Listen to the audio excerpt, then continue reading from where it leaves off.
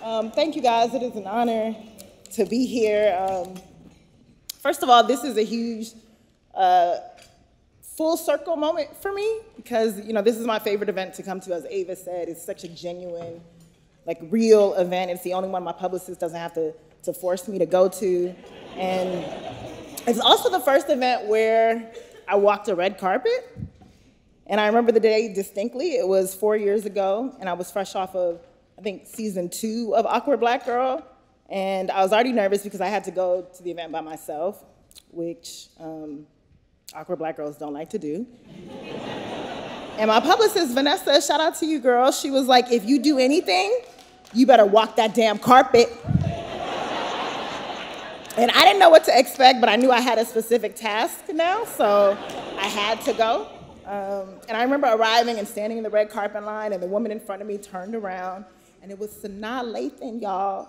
So Sanaa turned, and she smiled at me, but I looked down, and instead of saying something, I immediately texted my younger brother and my sister because I knew they'd understand.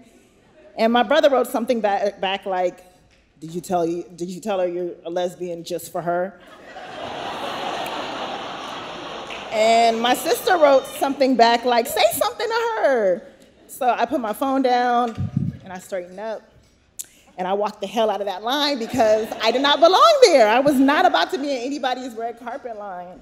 So when I got back in line, Sanaa had already passed through, so I stood there by myself and scrolled through my phone, which is an awkward girl defense mechanism.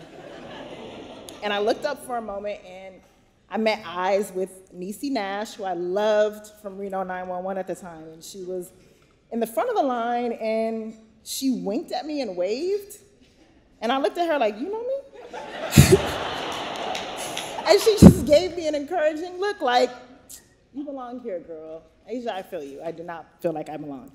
So I got to the red carpet and I was ready. I gave the carpet publicist, I think that's what they're called, the people that ask you for your name and then shout it out. Anyway, I gave the carpet publicist my name, and he announced, Issa Rae, everybody.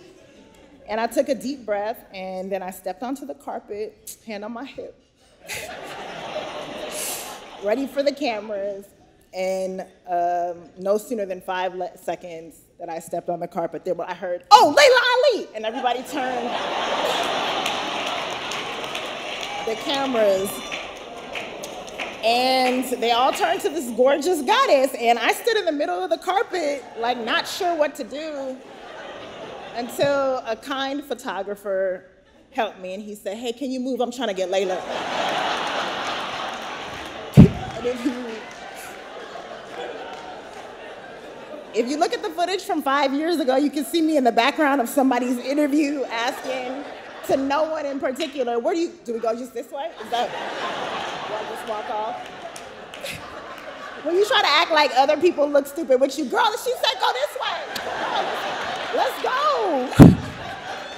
Come on.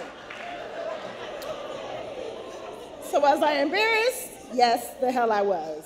But as soon as I walked inside, I was floored by the number of beautiful black women showing love to one another. They were laughing, hugging, complimenting one another, and just doing that magic thing that black women do. And as I took it all in, I remember Vanessa Bell Calloway coming up to me to ask to take a picture with me, and I was stunned. So that's basically my red carpet story at my first year at Essence. And so you can understand why I'm grateful not only to be here today and have photographers actually want to take a picture of me, but to also be recognized along so many of the women that I love and respect. Yara, Asia, and Janelle, you guys are just the most phenomenal women. And I'm just so happy to just be mentioned with you guys. It's such a great time for us. Love you.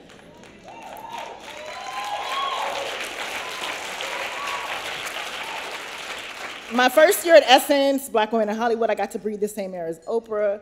I listened intently to Gabrielle Union's amazing Real as Hell speech that year.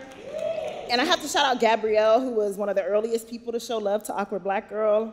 I remember my brothers texting me hype, like, Gabrielle Union watches Awkward Black Girl. She tweeted about it. She didn't have to do that. And it was at that Essence 4 years ago where I first met the amazing Felicia Leatherwood, who is my natural hair savior. So thank you, Essence, or I'd be talking to you patchy and bald. But that's what Essence is. It's Black women connecting and celebrating and supporting and loving Black women. And I am so grateful for that. You know, I love us so much because we give love and we give life, no matter who tries us, and we stay on course together. So I wanted to take this moment while I have the honor to be acknowledged here. Debbie, I'm so sorry you have to stand through this. I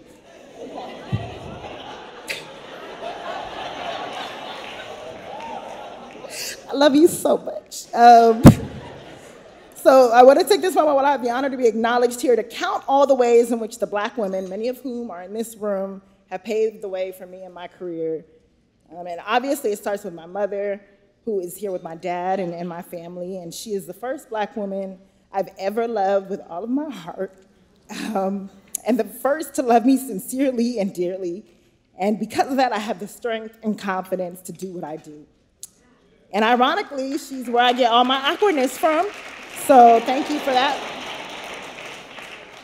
She and my wonderful father raised 5 kids, including me.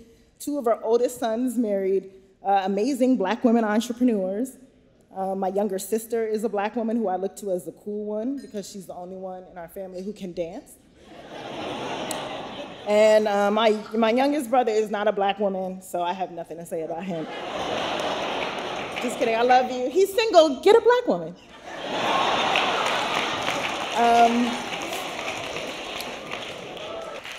But thank you, Essence, for this event and for making us always feel special and loved and magic and most of all, important. Thank you for this honor. And thank you, Debbie Allen, for standing through all that. Thank you, guys.